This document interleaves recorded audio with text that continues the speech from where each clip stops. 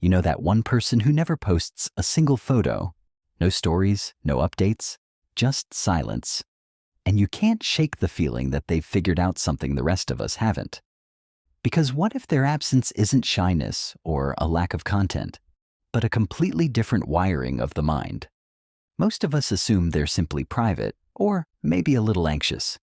But dig deeper, and a far more unsettling truth emerges.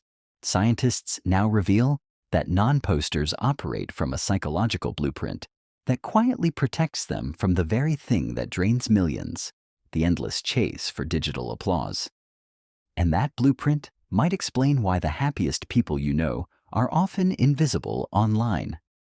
Why do some of us need the spotlight while others find freedom in the shadows? The answer sits deeper than habit. It's wired into our deepest need for visibility and safety. And understanding it might change how you see every silent profile. We tend to think sharing photos is about preserving memories, staying connected. But at a neurological level, every upload is a bid for what researchers term impression management, our ancient drive to control how others perceive us. A classic study from computers and human behavior shows we don't just share moments. We curate a crafted identity, seeking hearts and thumbs up as proof that our lives hold weight. The act morphs from connection into silent validation seeking, and our brains start equating digital silence with social invisibility. Yet some people walk away from the game entirely. What's different inside their heads? 3 psychological profiles explain the quiet ones. The first is the autonomy-driven individual, someone whose internal boundaries sit so deeply that posting feels akin to handing over a piece of their soul. Their joy doesn't need a double tap to exist. For them, a sunrise witnessed alone holds more truth than one staged for strangers. They don't resist sharing out of fear. They guard raw experience fiercely, choosing a life unseen because witnessed living often dilutes its texture. These people satisfy their core needs, competence, connection, autonomy, through tangible work and friendships that breathe offline. They're not missing out. They're dialed into a frequency the platform can't transmit. But then comes the second profile, and it's far more common than we admit. Many silent users aren't free from the hunger for approval. They're paralyzed by its potential absence. Social anxiety twists every possible post into a gamble. What if nobody replies? What if the wrong eyes judge the messy background, the imperfect smile, the hint of ordinary life?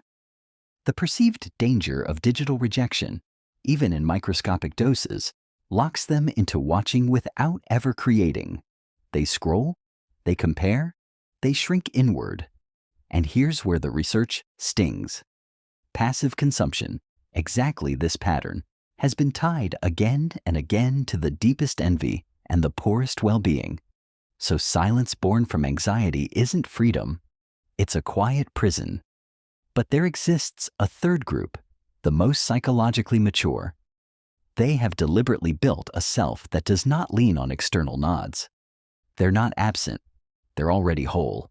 Self-determination theory laid the foundation. Humans need autonomy, not applause. These individuals found those nutrients in offline relationships, meaningful craft, and an inner anchor so steady that a like feels like clutter. They leave social media not because it's broken, but because they are. And now the data shouts what they've been whispering. A widely cited University of Pennsylvania trial discovered that limiting social media to 10 minutes a day led to significant drops in loneliness and depression within just 3 weeks. Another large-scale review confirmed that passive scrolling, especially without posting, consistently correlates with lower life satisfaction and skyrocketing social comparison. The genuine non-poster who also doesn't doom scroll removes themselves from the comparison engine. Their mental quiet is not emptiness, it's a sanctuary. But before you label them as antisocial, notice, they're usually the ones most present in the room. Eyes on you, phone forgotten. We've engineered a culture that lenses meals before tasting, that picks vacation spots by photogenic potential, that warps moments into content before they're even lived. Choosing silence online has become one of the last radical acts of psychological survival. A firm line that says, "This second is mine," unfiltered and unvalidated, and it still counts. It insists, "I don't need your view to confirm my view of myself." In a reality saturated with optics, the invisible lives are the most inhabited. In a broadcasting world, living unwitnessed is its own rebellion.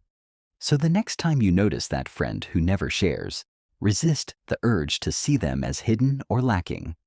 They might just be guarding the one thing algorithms cannot generate: the raw, unrepeatable texture of being alive now, unposed and completely yours. If you're curious about the hidden patterns of the mind, hit like and subscribe to Winds of Thought. And tell us in the comments, what's the most meaningful moment you never posted? Share this with someone who needs to hear that online silence isn't a flaw. It's a quiet rebellion.